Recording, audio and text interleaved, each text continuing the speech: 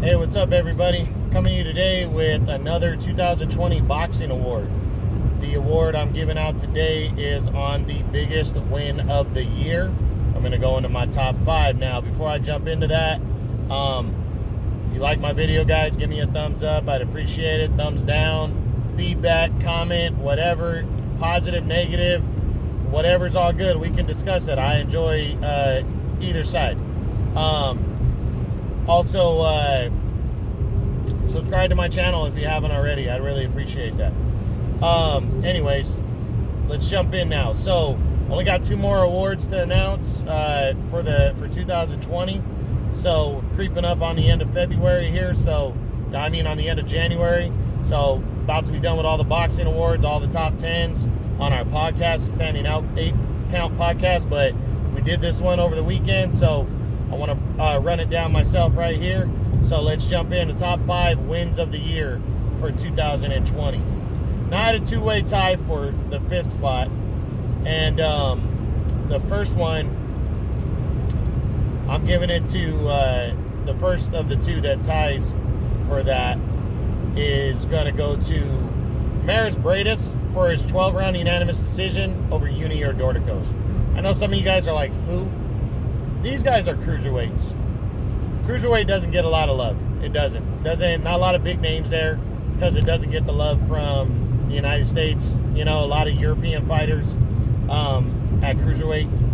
But cruiserweights are big boys. They're just under the heavyweight division. Kind of, you might as well call them the junior featherweight or the junior heavyweight division. They're big guys, you know. A lot of good action fights take place at cruiserweight. I've seen some great fights over the last few years. Evander Holyfield was a cruiserweight champion. Alexander Usyk was the undisputed cruiserweight champion. And that, with the combination of the World Boxing Super Series, makes it big. And we had a second season of the 200-pound cruiserweight division in the World Boxing Super Series. And it started at the end of 2018 and was wrapping up this past year in 2020 due to coronavirus pushed it back, but also got held up for one of the belts. But at the end of the day, you had the top 2 seeds going at it in the finals. You had Maris Bradis was the number 1 seed coming in. He, a former 2-time world champion, and was trying to become a 3-time world champion against the 2 seed coming in, Junior Dorticos, the power punching fighter from Cuba. So this one just really, you had the consummate boxer puncher in Bradis against the power punching Dorticos, and it really looked like Dorticos was the favorite going in because Bradis had won a couple controversial fights. In the quarterfinal, he should have lost the fight to Noel Gavor. He got a gift decision there, and then in the semifinal, he escaped with the 3rd round knockout win over Krzysztof Glowacki, but it was a lot of controversy, bad refereeing, in that fight that really hurt, Glowacki's chances. So, Bradis wasn't riding into the final high, and Dorticos was. Dorticos got a hard-fought decision against veteran Mateusz Masternak, and then followed that up with a lights-out one-punch knockout of Andrew Tabiti, the undefeated Mayweather Promotions fighter, as Dorticos captured his 2nd world title with that win in a semifinal. So he was rolling. A lot of people thought, myself included, that Dorticos was going to win and he was going to knock Bradis out. And Bradis just boxed beautifully. What a performance he put on in this fight. Absolutely outboxing, outclassing Junior Dorticos, and got a convincing 12-round unanimous decision. I gave him 8 or 9 rounds in that fight, and he really deserved this decision victory as he became a 3-time world champion and really declared himself the best fighter at 200 pounds at cruiserweight. So without a question, and won that tournament. So that was a big time win right there. Doesn't get enough love, so I wanted to show it some love. Tying that for 5th is a fight I've mentioned many times. Javonte Davis' 6th round knockout of Leo Santa Cruz. This fight, was kind of a crossroads fight in terms of Davis was trying to prove himself, undefeated on the rise, really needed to, he was at a crossroads in terms of whether he, in terms of whether he was really serious about, about boxing, because he really had a couple things go against him, with his weight cutting and stuff like that. So there was a lot of people that were, that wanted to see if Davis could come down to 130 and be disciplined with his weight and beat Santa Cruz. And Davis came in the favorite. But the thing was, is we just didn't know what kind of performance we were going to get. And Santa Cruz, you always know, turns in a performance. He's always throwing punches. He always fights hard. And we wanted to see how he was going to react to his biggest fight. It was on pay-per-view, October 31st. And Davis just came out and wanted it. He went after Santa Cruz. He kept coming forward. Santa Cruz was able to back him up a couple times during the fight and really, impose his will, and he was counterpunching good too. But Davis just kept pressing. And after 5 rounds, Davis was narrowly ahead, 3 rounds to 2 on the scorecards. But in the 6th round, he landed a wicked fucking uppercut that knocked Leo Santa Cruz out cold.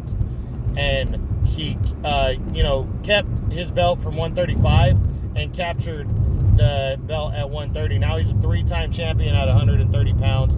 That was just a huge win on the year. Real 2 big-time names. It was on pay-per-view. A star on the rise, a star in the making, and a very established, multi-division champion in Santa Cruz. So, big-time win right here for Davis, and that's it on that one. Finishing the year 4th for win of the year is Errol Spence for his 12-round unanimous decision over Danny Garcia to retain the unified welterweight championship. Going into this fight, I still had Spence and Crawford tied atop welterweight. But Spence really needed to look impressive, and he kind of had the deck stacked against him because he was coming off that bad car accident from October of 2019. So he suffered some injuries in that fight, but nothing major. But people just wanted to know where his head was and how hard he was going to train and how he was going to look. A lot of people thought he was going to look rusty. And, man, it looked like he never left. He looked even better. Danny, always a competitive fighter, never gets destroyed in a fight. Man, he got totally dominated over 12 rounds in this fight. I mean, Spence just would not let up. He absolutely outworked him, outclassed Danny, and really showed how good of a fighter he is and where he belongs. And he belongs at the top of welterweight. He absolutely retained his unified belts, and he got a huge win in the best division in boxing, welterweight, over a top 5, top 6 welterweight in Danny Garcia, which I always say at welterweight, if you're in the top 6, you probably are a top 3 fighter in any other weight class. So that's how good they are, the top 6, top 7. So, huge win for Errol Spence right there. He's number 4. Number 3 for win of the year goes to Canelo Alvarez for his 12-round unanimous decision over Callum Smith, as Alvarez became the unified super middleweight champion at 168 pounds. Heading into this fight, Canelo had only fought once at 168, destroying Rocky Fielding, but he was a pound-for-pound king. He moved up to 175 and won a belt. He was the unified champ at 160, and he made it clear he wanted to come up to 168. And the WBC allowed him to fight for their vacant title as well. And he's going against an undefeated Smith who was 7 inches taller, way longer, and, the number 1 fighter at 168. He won the World Boxing Super Series a couple years back in 2018 when he knocked out George Groves.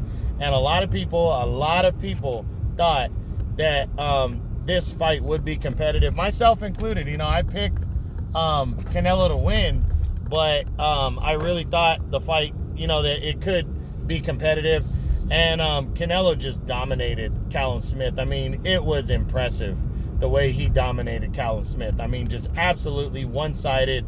It seemed like early, the first, second round, Callum Smith was kind of trying to feel him out. And once he tasted Canelo's power, I think he made the decision that he didn't want to get knocked out. And he just laid up and kind of stayed away and did not try to even engage with Canelo hardly at all. And Canelo just picked him apart and kept coming forward, kept landing big shots, outboxing, outclassing him. And he walked away with a clean and one-sided unanimous decision and left no doubt that he's the pound-for-pound king and the best fighter at 168. capturing those 2 belts. So now, great win for Canelo. That was number 3. Number 2 for win of the year, and this was splitting hairs with number 1, but I gave it to Teofimo Lopez for his 12-round unanimous decision over Vasily Lomachenko to become the undisputed lightweight champion of the world at 135. This was a big fight. This was a huge fight. ESPN, instead of putting it on pay-per-view, decided to give the fans a treat and put it on free ESPN, and it blew up. It was a huge fight. Undisputed title. Lomachenko at the time was being argued for the top spot pound for pound. I had him number 2, just behind Canelo. But going into this fight, I mean, it was just it was the veteran lion, not old lion, the veteran against the young lion Lopez, and I don't think a lot of people, myself included, thought this fight was going to be competitive. I thought Lopez was going to get soundly beaten, possibly stopped, and I knew he had good hand speed, and if he could land a big punch, maybe he could make it interesting, but instead he sat back and kind of boxed, while Lomachenko showed too much respect for Lopez's power, and, he allowed Lopez to take pretty much 5, 6, or 7 of the first 7 rounds. I mean, I had it 5-2, but you could argue all 7 rounds went to Lopez. You really can. Then Lomachenko stepped it up in the 8th through 11th round. He really poured it on Lopez, even wearing him down, hurting him a couple times, and he really looked like he was coming on. And it looked like going into the 12th round, it could go either way. I had it 6 rounds to 5 for Lomachenko heading into the 12th, but it really looked like it was a round that both guys needed to win. And Lopez surprisingly went out there after getting dominated 4 rounds straight, and he fought the 12th round as if it was the biggest round of his career, and it was. And he really took the 12th, but when the scorecards came back, there was one judge had it 9-3, another judge had it 11 rounds to 1, which is a joke. But the third judge had it 7-5, which was more realistic, and Lopez became the undisputed champion with that win. So that was huge. I mean, knocking out the top dog in the division, major upset, major win, becoming undisputed. I mean, huge win right there. It was definitely splitting hairs, but it was, I'll explain why it didn't get number 1 in a minute when I get to the number 1 fight, but such a big win right here. And you could argue number 1. You could argue it was the best win of the year in 2020, but big win for Lopez, really put his name on the map, and beating a guy like Lomachenko, so impressive. But the number 1 win of the year, in my opinion, goes to Tyson Fury for his 7th round TKO of Deontay Wilder. I know there was only 1 belt on the line versus 4 with Lomachenko Lopez. I think what it was is this was truly to determine the top dog at heavyweight, that it really was. This was number 1 and 2. But it was also a rematch. That made it juicier because the first fight ended in controversy. Tyson Fury should have won the first fight by points. Deontay Wilder scored 2 knockdowns, almost finished Fury off. Fury even came back at the end of the 12th and had Wilder tired. It looked like if he had 30 more seconds, he might put him down. It was a drama-filled first fight, and the heavyweight division is so much bigger than any other division. It was just the rematch, and again, I think because of the one-sidedness of Fury's 7th round TKO in this one over Wilder is why I picked it, because it wasn't even close. I mean, he absolutely dominated Deontay Wilder in this fight, in a fight where Wilder looked like the favorite. I mean, I thought Wilder had proved in 2019 why he was the number 1 heavyweight in the world. I thought he shook off that controversial draw to Fury, even though I thought he lost. Fury didn't really do much in 19, fought 2 kind of so-so nobodies, got decision and a knockout win, but those guys aren't big names. Wilder destroyed his 2 opponents, knocked out Dominic Breazeale, brutal knockout, knocked out Luis Ortiz with the Tyson Fury fight on the horizon, a rematch he didn't need to take, knocked him out straight up. I thought Wilder had proven that why he was number 1, and I thought his confidence going into the rematch, I thought he was going to knock the shit out of Fury, but Fury, I did say if he stepped inside of step 2 Wilder and stayed out of the long range punches and made Wilder shorten his punches up, that if he got in his chest, he could do this, and he did that. He bullied Wilder, bullied him, and ended up stopping him and becoming the WBC heavyweight champion. Big time win right there. He's still undefeated, and he proved that he's the number one heavyweight right now. And that leads to Anthony Joshua hopefully this year. But that is my 2020 win of the year. Again, it was splitting hairs between that and Lopez over Lomachenko, but I had to give it to Fury in this one. It was too big of a win. It was one-sided and, had more drama to it, so had to do that one. But it was good. Both are good, and I really enjoyed doing this award. So, again, guys, if you like the video, hit the thumbs up. If you don't like it, hit the thumbs down. Leave me some comments. Subscribe to my channel. I'd really appreciate any kind of support. All right, guys, hope you enjoyed it. True Boxing, you've been hit with the truth.